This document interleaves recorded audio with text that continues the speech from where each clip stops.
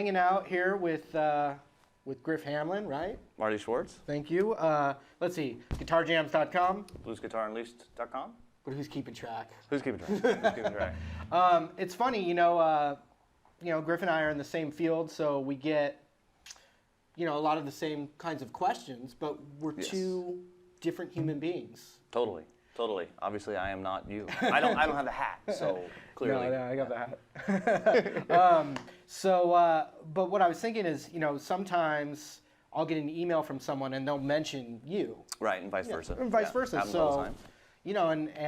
So what I was talking with Griff about was an email I got from someone that mentioned you. He's watching your lessons, watching some of my lessons, and he has the same question basically right. for both of us. So and I think I got the same question.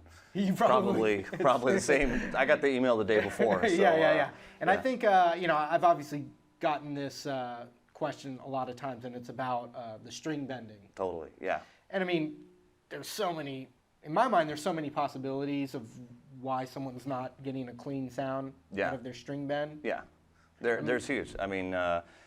And it can vary all the way from basically what we're going to do is we're going to kind of both give you our take on this particular phenomena. This is a really common question, and I'm assuming that you can bend the string up, and get the string actually bent. Now, if you can't do that yet, what I'm going to talk about is probably not going to make a whole lot of sense, but.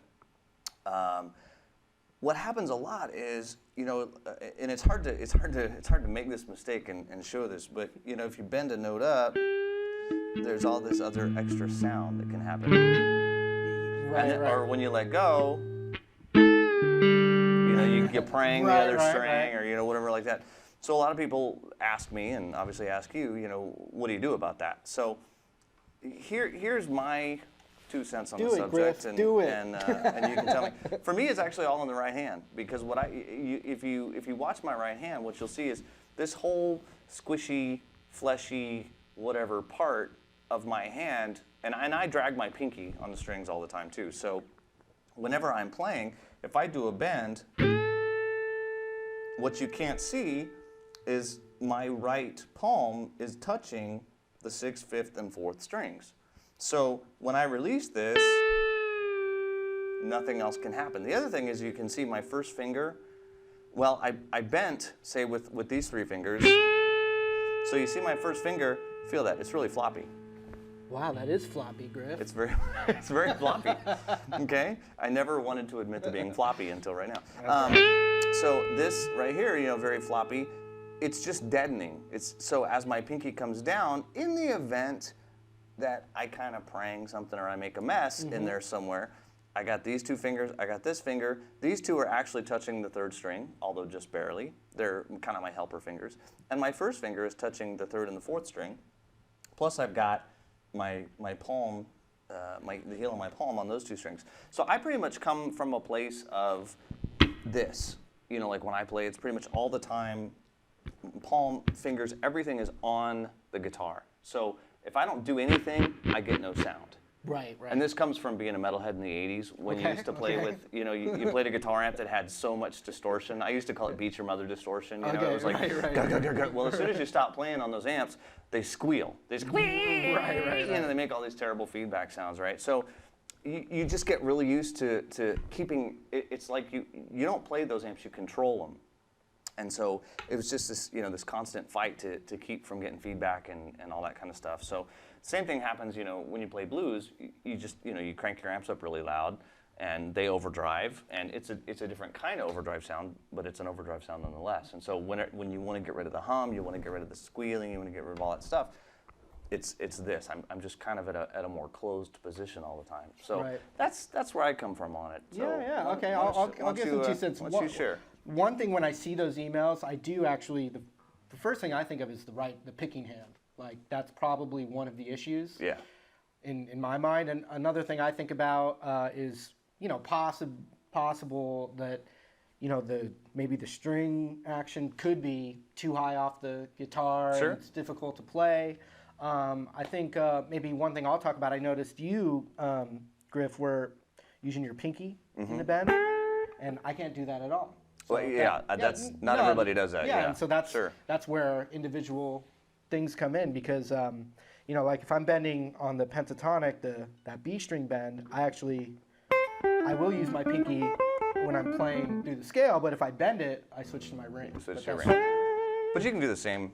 You know, you still got the same thing kind of going on. I'm just, right. you know, I'm just pointing out some differences there. Yeah. And so what I think, you know, at least when I'm teaching a bend, I try and teach, you know, that I'm bending with all 3 fingers or with 2 fingers. I actually think I've seen you talk about that. Yeah, definitely. You got to have the helper fingers. Yeah. So, you know, I'm thinking of the strength of all my fingers, and the more strength you have, the more you'll be able to control the bend. Anyway, so that's a good point to bring up. And then something else I think of sometimes is like, and this is just my style or the way I've learned it is, you know, you approach the bend and my fingers are kind of bent like this at the starting note, and then I can straighten my fingers out, and all 3 of them. So I'm like, you know, they're connected. They're like, you know, webbed. Now what are you doing? Now what are you doing with your wrist? A lot of people ask me like, what do I do with my wrist? So you've got the thumb over the top thing. I like do. I do. Yeah. I do not. Yeah, I do not have my thumb back here like that when I bend. So are you? Do you feel like you're like pulling with your wrist, or are you turning your wrist in some way? Yeah. As I'm straightening my fingers, my wrist is going like that. A little bit. Yeah, that's something I've never really analyzed too much. So that's good for you to bring that up. Yeah, I think. And the other thing is everyone's hands are shaped differently too. So there's going to be weird things about that. But I think you know, the power of the 3 fingers.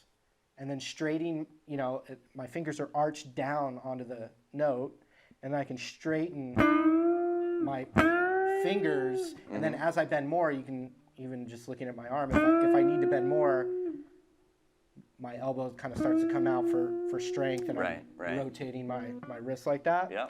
And then the other thing, I know the main question that people are asking about the muddy the extra stuff. Right. Yeah. And so you know, talked, you know, really well about the right hand muting, and that's definitely, you know, I'm resting kind of my palm down on the strings.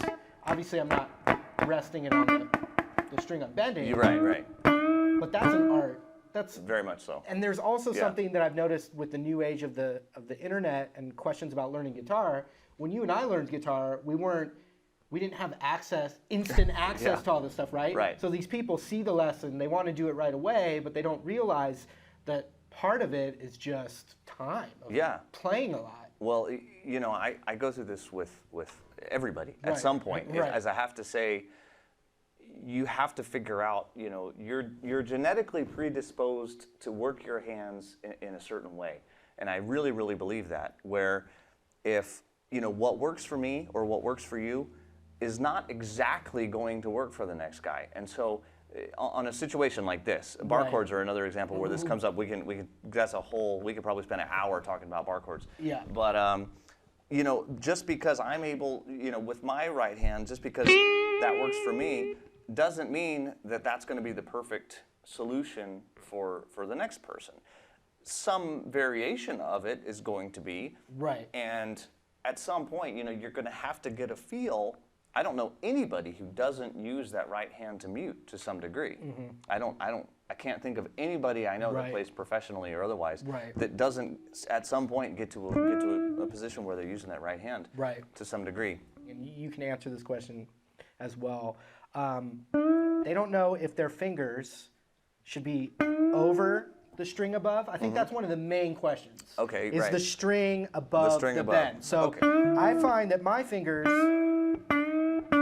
tend to, go, if I had to choose between going over or under, they're going under. But yours are going over? Well, see, I don't even necessarily. I don't really think of it that way. My finger just kind of pushes it up out of the way, like it's just not. And mine does too. Yeah. And you know, as I push, you can see that fourth string isn't going under my finger. Yeah. But it certainly isn't going over my finger. Right, so I think if I had to answer the question specifically, there's no way that fourth string should be going over the top of the finger. That would be just really, really bad, and it would be really uncontrollable.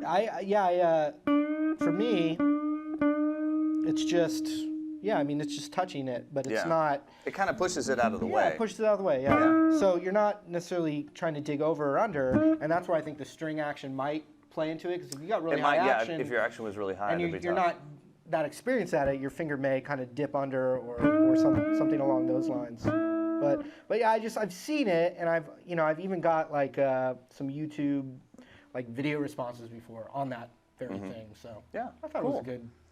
Well, I good think thing. And the G string bend is probably the best. that's probably the best place to get started. Yeah, Yeah. you know, I mean, the easiest bend is probably the first string bend. You know, like if you take like the 10th fret, Yeah. you know, that's obviously it's going to be the smallest. By the way, I use 10 gauge strings. Yeah, me too. You too? Okay, Yeah. I get that question all the time. What gauge strings do you use? They're 10s. I use Ernie Ball regular slinkies on everything I play. Okay. I'm not nothing fancy at all. You know, like if you take like, and the higher frets are easier to bend than the lower frets. So, you know, if you really, really are struggling, go up to like the 10th fret on the first string and practice. Practice right there. Practice getting it. Again, you know, there's still space between the first and second string. I'm just kind of pushing it out of the way. And as I come back down, if I don't touch anything with my right palm, there's a little bit of ring. Yeah. You probably can't hear it coming through, but there's just a little bit of ring. But if I just add that palm, Yeah. takes care of it. I'll ring. I mean, I'll get some noise in there, but I know the guys that are asking are. Yeah, they're Getting getting a a lot lot of of noise. Right. And a little noise is okay. Yeah. Don't discount, because you know when the band's going on and all that kind of thing, you know, a little extra noise. It's all in Yeah. good fun. No, I think we covered it. I think we covered it good.